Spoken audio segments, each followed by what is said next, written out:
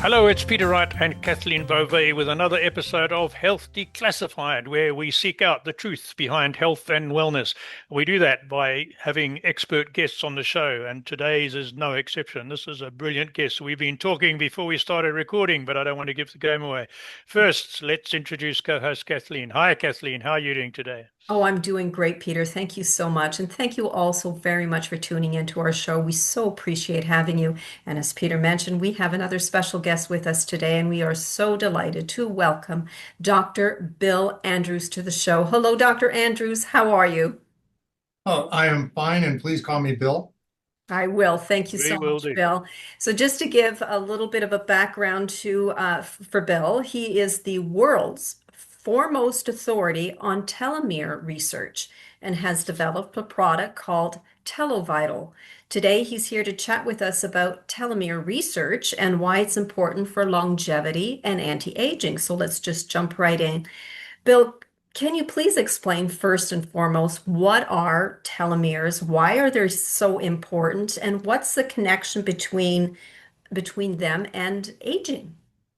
Well, first, let me say, a lot of people call me the world's expert in telomere biology, but I'm actually, my specialty is aging overall. Okay. Okay. And so I've been studying all aspects of aging, and I've just reached the conclusion that the number one most important thing we need to do first is solve the telomere shortening problem, because no matter what else we do to cure or try to cure aging, aging will never be cured unless we also solve the telomere shortening problem. And it's the only thing, the only theory on aging that can make that claim. But Hmm. telomeres, they're like ride tickets at an amusement park, okay, that our cells have. Okay, so when a cell divides, when a human cell divides, Mhm. it keeps track somehow of how many times it has divided. And this is now considered one of the top theories on why we age, because our cells can only divide a certain number of times. And when they start dividing more and more, they change also in terms of their characteristics, especially related to aging. So the more times a human cell divides, the more aging characteristics it will show. Proper word is phenotypes, but characteristics is acceptable as an alternative to phenotypes. But the so I used to think that there's only one explanation for why cells can keep track of how old they are and also know how many more times they can divide before they lose the ability to divide and enter a phase called senescence. Hmm. And there had to be something in cells that were like ride tickets at an amusement park. Every time a cell divided, it would lose a ticket. From all my knowledge of biochemistry and cell biology and stuff like that, I could never ever imagine a mechanism where a cell could count, except for ride tickets at an amusement park. Then in the early 1990s, I was at a conference on anti-aging, and I heard somebody mention that telomeres, the very tips of our chromosomes, get shorter every time a cell divides. Yeah. And that person was saying, I can measure the length of your telomeres, I can tell you how old you are, and I can tell you how long it'll be before you die of old age, just from the length of the telomere. Wow. And I instantly thought, wow, these are the right tickets that I've been looking for. And so they're at the tips of our chromosomes. When we are first conceived, we have 100 right tickets. Okay, and so it's in terms of people that know a lot about DNA, that's about 15,000 bases. Bases are units of measurement of DNA. They're the units of Hmm. DNA. So every time a cell divides, you lose one of those right tickets, which amounts to about 40 to 50 bases of DNA. There's so much cell division going from a single cell embryo to a newborn baby Mhm. that by the time you're born, your telomeres have already shrunk, or you've already lost half your tickets. Okay, Okay. so now you were conceived with 100 right tickets, now you have 50 left. So a human cell can only divide about 50 times. Okay, so as we start growing, getting bigger, we start healing our wounds, we start having fighting immune infections, all kinds of things going on in our body. Our cells are continually dividing, and the telomeres are getting shorter and shorter as we lose more and more right tickets. When we get down to 0 Wright tickets, which is amounts to 5,000 bases of telomeres, our cells lose the ability to function and we go into a phase called senescence. Now, we've done experiments here, research here to show, and I'm at my company, Sierra Sciences in Reno, Nevada. We've done research and we've shown that when the telomeres get shorter and shorter and shorter, it starts affecting every other theory on aging too. Okay, and this is why we feel like this is the #1 thing we have to solve. And then if that doesn't totally cure aging, then we can solve the other problems too. But Dr. Ron DePinto, who used to be the head of MD Anderson, he one time made a big claim because he was doing research on this too with using our tools. He made the claim that telomeres are the kingpin of aging.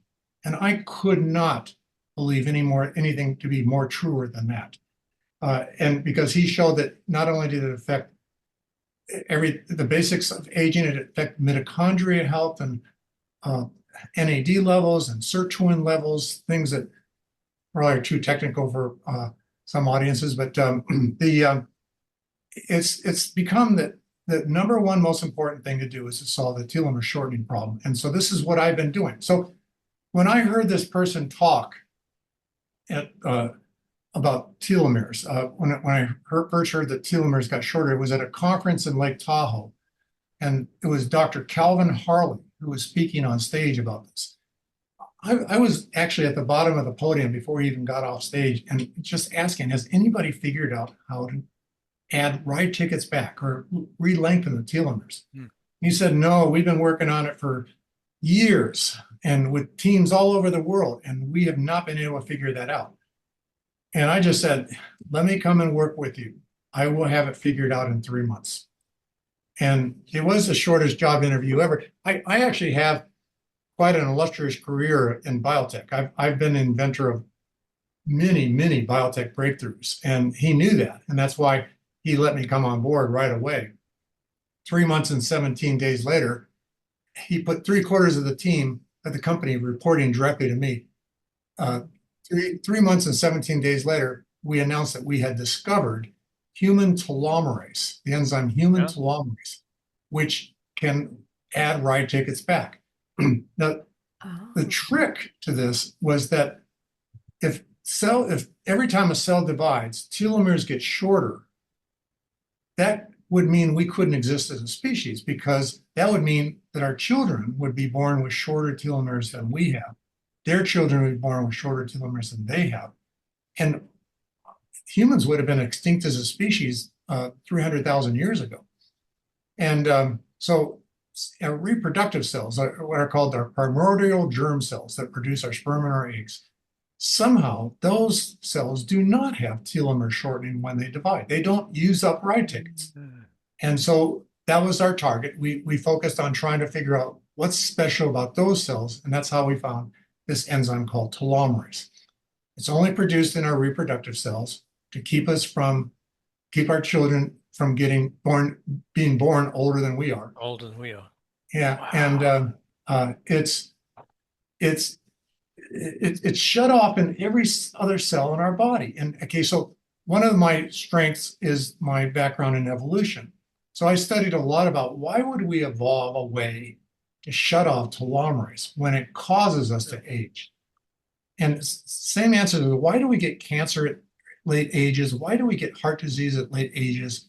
Things like that. It turns out, and this isn't a theory, this is a fact, there is an evolutionary advantage to any species to eliminating the longer-lived individuals after they have raised their young, because it increases the opportunity for the offspring to interbreed as opposed to the parents rebreeding. And that results in greater diversity within the species. Okay. And the more diversity you have within the species, the more likely the species is going to have some members of the species that are going to be able to survive rapidly changing environments.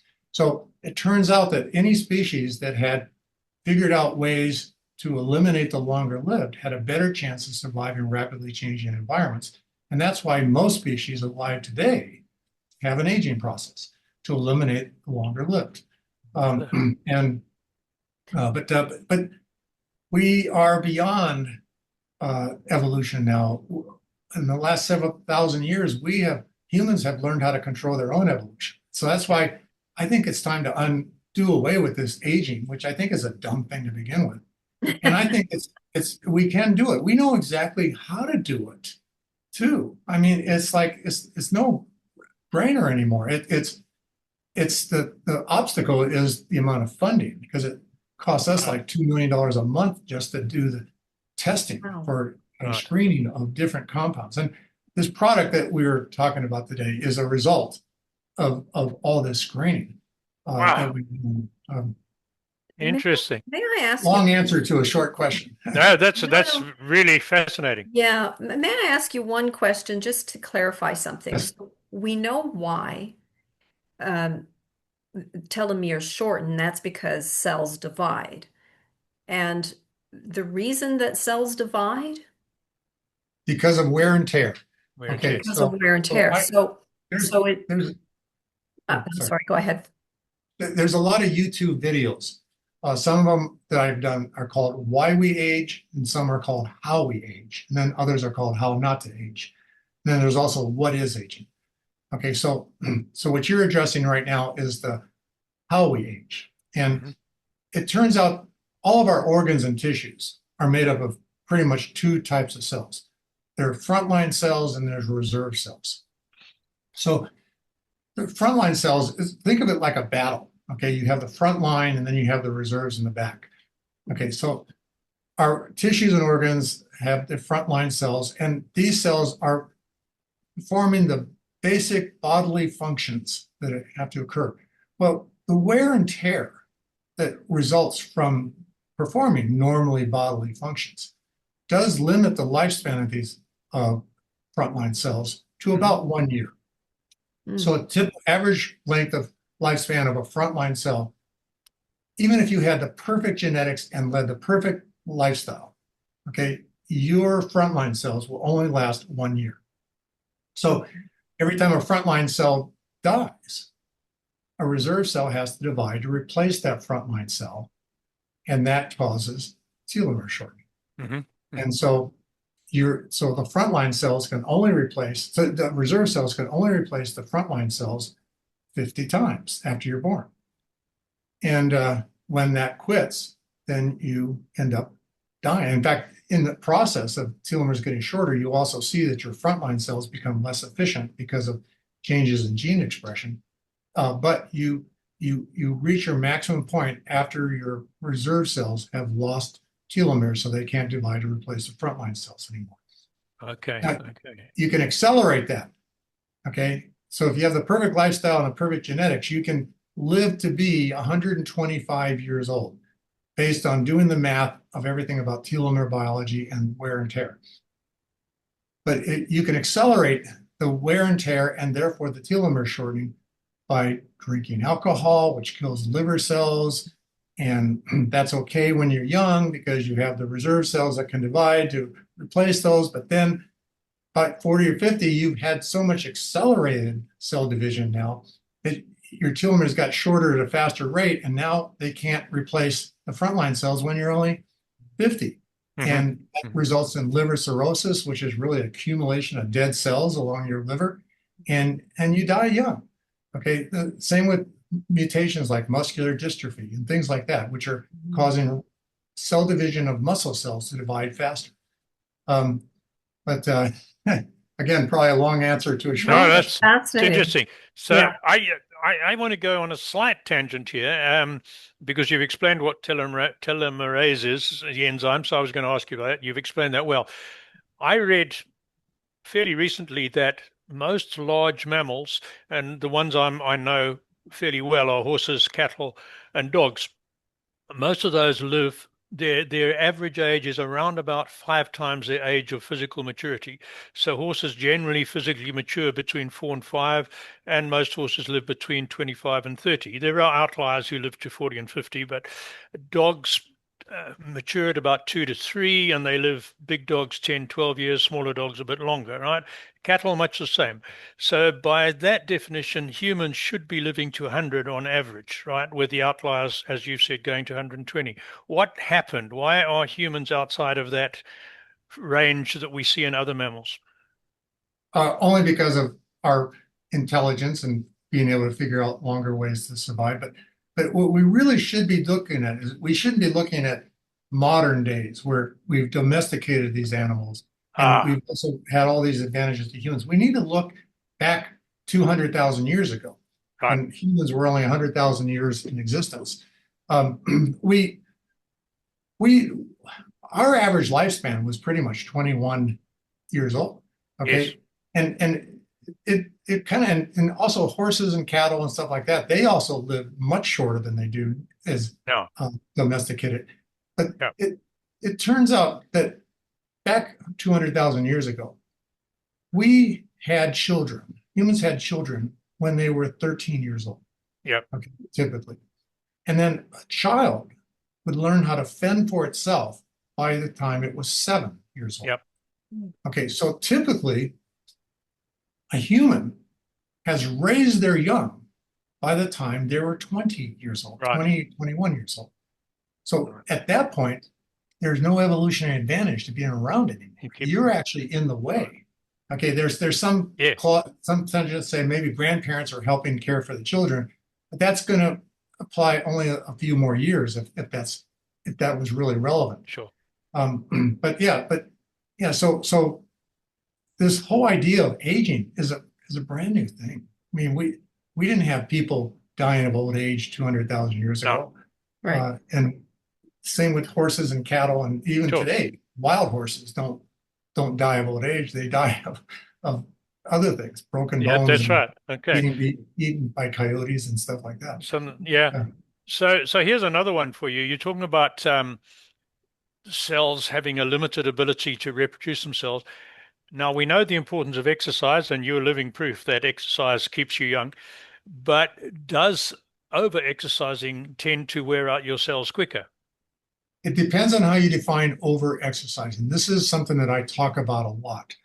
Okay, if you are a consistent exerciser in endurance sports, running, kayaking, biking, hiking, any of these kind of things, if you are consistent and do this all the time, but do it in a way where you keep it fun, and Yep. when it quits being fun, you quit and save it for another day, that actually decreases inflammation and oxidative stress. And those things are the number one causes of the wear and tear that I talked about before. Right. So it turns out that, how do I put this? If you exercise every day and just keep it fun and enjoy it, you never ever get stiff. You never have inflammation. If you are an occasional runner, and running is the easiest example to use. If you are an occasional runner, you go out and run every 2 weeks, and then you enter a marathon. Okay, Oh, yeah. you'll do well in that marathon, but you'll be on your hands and knees throwing up afterwards. That's right. And then for 2 weeks, you can't even walk. You are stiff as a board. You can't do anything. Okay, now that's bad for you. That's terrible. That's over exercising. But if you run like 10 miles a day, every single day, but keep it fun and keep it adventuresome. I always tell people, go trail running, do off trail running, follow a coyote, things like that keep the adventure going and exercising. It actually, your inflammatory markers never go up. You never get stiff. When you get finished running, you go back to work or go back to home, you start thinking about 20 minutes later, I don't feel like I ran today. I don't feel like I did anything. That is when it's really, really good. But a lot of people will say, boy, running every day, that's over exercise. Not the case. It's how hard you do it. And it's actually more how hard you do it and how infrequently you do it. Yeah. That can cause Yeah. over exercise. Okay. Oh, good one. Thank you. Thank you, Kathleen. The reason that Peter brought this up, because I often will say running ultra marathons, humans were not designed to be running ultra marathons. And I think it ages a person to continually be doing that because they're stressing the body. But as you said, the important part is what you said is to keep it light and not pushing yourself to the point where you're just, I mean, this becomes a job, right? Yeah. Yeah, but you've got the example, Kathleen, right in front of you. Look at the two men on this show. Look how young we look for all our running. I mean, I know I'm speaking for Bill as well, but we can do more than many 50-year-olds can do, right? With physical exertion. I know that. So anyway, Well, sorry. anyway. I've actually gone to races that I wasn't running in and had a phlebotomist take blood draws from runners before, during, and after, testing different things and Yeah. getting interviews with the runners. And I've got data that I haven't published that confirm everything that I'm saying. And also measuring electrolytes, what are the correct electrolytes? There's so many things. What nutrition, electrolytes, water intake, things like that all become factors. If you do it right, it's not stressful at all. I have an identical twin brother, by the way. Oh, Okay. yes. And he does not run all the time. He used to be a runner, but stopped running, I want to say 40 years ago. And it's very clear that he is now talking about getting his knees replaced, his hips replaced, things like that. And he is now trying to be more like me. Okay. And I don't want to say his name or anything like that. No, sure. I'm contacting him to see for himself. But he's actually, his wife is actually pretty upset that he's not as healthy and active and young looking as I am. But Well, I very quickly, I've got to tell you that I'm 75. I have a son of 50, and he had a huge maple tree fall down in his garden. And he said, "I've got to cut this up. Dad, can you bring your chainsaws and come and help me?" I cut wood every weekend. I heat with wood, so I'm using saws I said, "Sure." So we started at 9:30 in the morning. This was a massive tree. The diameter was about 6 foot. And we worked, and it was quite warm. And we worked, and at about 12, he said, "Do you think we should stop for lunch?" I said, "No, I don't want to come back. We're going to finish this job today." He says, "Do you think we can do it?" I said, "Yeah." He says, "Well, I think we should have lunch." I said, "Well, you go and get your lunch. I'm going to carry on." And we worked till about 4:30, and he was exhausted because he doesn't do this every weekend. And I was fine all day with a chainsaw. Was fine. So it proves what you're saying, that if you keep it up, you can keep doing it. Anyway. I do chainsawing too. That is an endurance sport, Oh, yeah. exercise. That is something, you do that all the time. That's really good for you. Oh, yeah. So are we going to talk about the product? Absolutely, absolutely. In That's fact, why I was looking at Kathleen to get I going. know. I was just going to ask you along your journey actually led you to screening over 10,000 plant extracts for telomerase activation. Was there a single eureka moment that made you realize that Telo-Vital could be a breakthrough for healthy aging? There were a lot of like eureka moments because when we first started testing, so we test both chemicals and nutraceuticals. The problem with chemicals is that it'll take 20 years before they ever get approved for use by humans, but nutraceuticals are already generally regarded as safe. So we started testing the nutraceuticals, and it's close to 20,000 now that we've tested. Wow. Not just whole plants. We've been doing extracts of plants because a plant extract can contain inhibitors through telomeres too. So we have to separate the plant extracts into different fractions and test the different fractions. So we started, I would say that our first like 2,000, we didn't get a single hit. Okay. And we were pretty convinced that there's nothing in nutraceuticals that is going to help. And then we started working with some experts in plant, what do you call it? People that are formulators for nutraceutical products and stuff like that. And that's when we started really focusing more on the fractions of extracts. And then we started testing, and we started finding some that actually worked and got some hits. And the more we tested, the stronger and stronger hits we discovered. By hits, I mean in our assay, which is a robotic assay, it's called the HTERT, HTERT, mRNA, high throughput robotic assay, long name. And so we have $2 million robots that run these assays. Wow. And to test these things costs us about $2 million a month. But we ended up finding more and more potent nutraceutical plant extracts. And then we weren't doing anything with them because our goal is to reverse aging. So we need to find something that's potent enough to stop the aging process. Telomere shortening and lengthening is like a tug of war. Right. Okay, you've got people pulling to shorten your telomeres in all of our cells except the reproductive cells. And there's nothing else. There's just like people pulling to shorten our telomeres in all of our cells in our body. In our reproductive cells, there's two sides of the tug of war. So there's a back and forth. And that's why, so the lengtheners are telomerase. It's the only thing in our cell that can lengthen telomeres, adding Wright tickets back. So in our reproductive cells, it's a tie. So our mission was to find something that would allow this to be a tie and actually start winning the tug of war in our reproductive cells. And sorry, in all of our cells in our body. Right. Can you hold on a second? Somebody's knocking at my door. Oh, sure. Sure. Aging is like a tug of war, okay? Or telomere shortening and lengthening is like a tug of war. In all of the cells of our body, we only have people pulling to shorten in that tug of war, shorten our telomeres. But in our reproductive cells, we have people that pull to lengthen. And in our reproductive cells, it's a tie. Cells divide, telomeres get shorter, telomerase re-lengthens them. Cells divide again, telomeres get shorter, telomerase re-lengthens them. So in all the other cells of our body, the lengtheners are gone.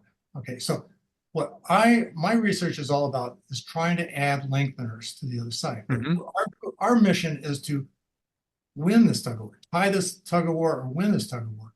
And so the plant extracts that we have discovered so far do add people to the lengthening side of the tug of war. Ah, okay. And not enough to win the tug of war, okay, or even tie the tug of war. And so that's why we pretty much put these things on the shelf.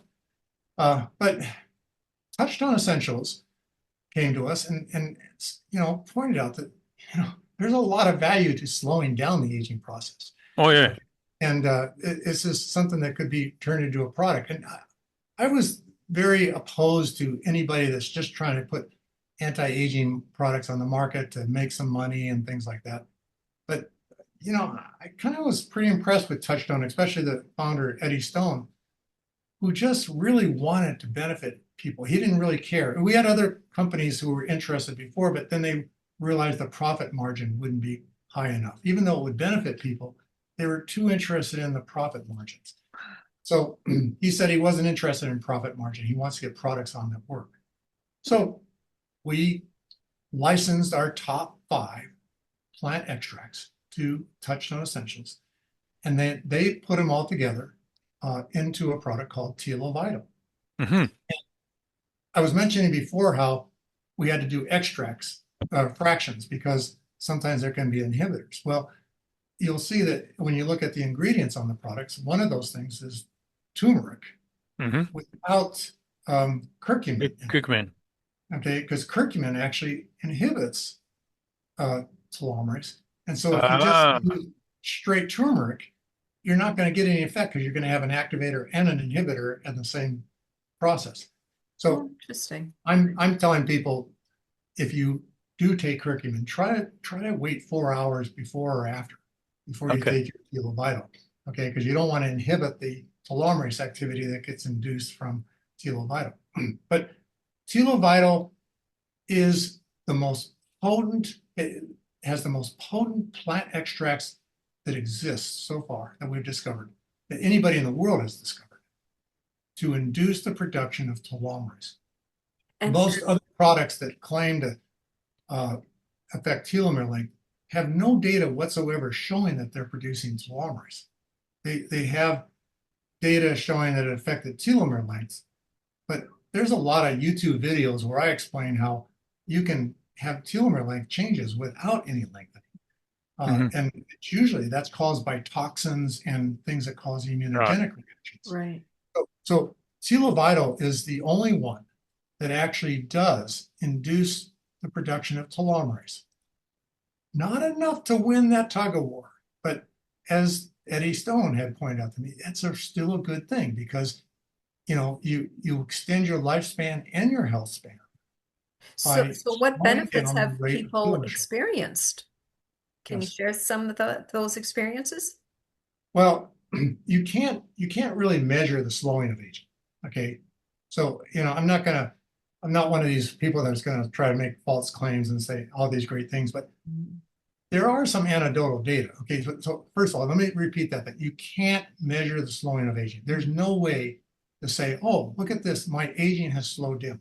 There's no way to do it. If you had 1,000 mice and you were doing an aging study with mice and you had them in two groups, you could then see something about one group is slowing, their aging is slower than another. But that's about the only way you can do it. Or if you had a bunch of identical twin humans, you could do it too. But then those humans would have had to been absolutely living the exact same lifestyle all the way up until the time of doing the testing.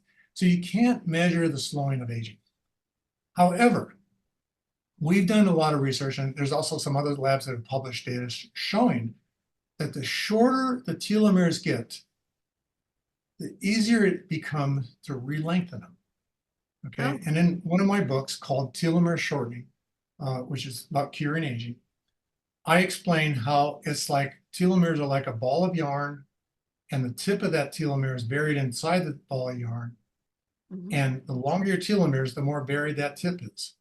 But when the telomeres get really short, it's not buried. So telomeres can get in there and re-lengthen the telomere a lot easier when the telomeres are short. And so the reason I just explained that analogy is because there's been a lot of anecdotal data showing consistent vision getting better, Mm. hair color coming back, Oh, endurance wow. getting better. And I don't have an explanation for it, okay? Because Ah. we're only slowing the aging down, we're not reversing it. But Mhm. if you have critically short telomeres, it is possible that what's happening is Telo-Vital is re-lengthening those critically short telomeres, and that's why some people are seeing age reversal effects from Mm. Telo-Vital. Wow. That We is need more people taking it to study it more, but right. I'm encouraging everybody that takes it to keep track of things like that and let Touchstone Essentials know, because science, okay? Yeah. Yeah. Sure. And yeah, so there's been, I mean, not everybody's hair color is going to come back, or not No, sure. everybody, some people's hair actually comes back, but I think it has to be, you have to have lost your hair because of telomere shortening. And there's other things that can cause hair loss too. Sure. So Sure. your hair was lost because of something that had nothing to do with telomeres, Mhm. then your hair is not going to come Not back. going to come back. No. But at least scientific studies sometimes just showing that a higher percentage of people's hair comes back than not is useful for my scientific mind. Because Yeah. Yeah. can't wait for the scientific data to show For that. sure. Wow. No, I'm encouraged. I'm going to start taking it, Kathleen, and I'm going to go and join Bill on one of his 100-milers. How's that? Yeah. Well, we are running We're running short down. of time. Yeah. Yes, yes. So, Bill, how do people contact you? And more importantly, how do people get this product? Well, they go to Touchstone Essentials to get the Okay. product. And there are links. I can send you a link. And people can also contact me. My favorite part of any like presentation at a conference or anything like that is Q&A. I always love Q&A because I know all the answers and nobody else does, like knows all the answers like I do. So I'm okay with giving my email address out. Okay. And if people have any specific questions, they can ask me. And my email is B as in boy, Andrews at Sierra Sci, and that's like the Sierra Mountains, followed by SCI, short for science. So it's SIERRASCI.com. Got it. Excellent. And then we will provide um, a link to Touchstone so that people can get this product, this Sure. amazing, amazing product. And my goodness, any final words, Peter? Yes, the Touchstone people are giving us a link so that people who order from this recording will get a discount. I'm not quite sure what it'll be, but it'll be a substantial one. So that link will be in the description on whatever channel you are watching or listening to this on. So for me, Bill, thank you so much. That was fascinating, and I'm really glad to have an ally in the endurance sports arena to take on Kathleen's argument, so thank you for that. And good luck in your next 100-miler, by the way. And All that's right, it thank for you. me. So thanks again, and thanks for listening. Back to you, Thanks for Kathleen. the opportunity. Oh, thank you so much, Bill. And once again, thank you all so very much for tuning in. And until next time, take care, everyone. Bye-bye.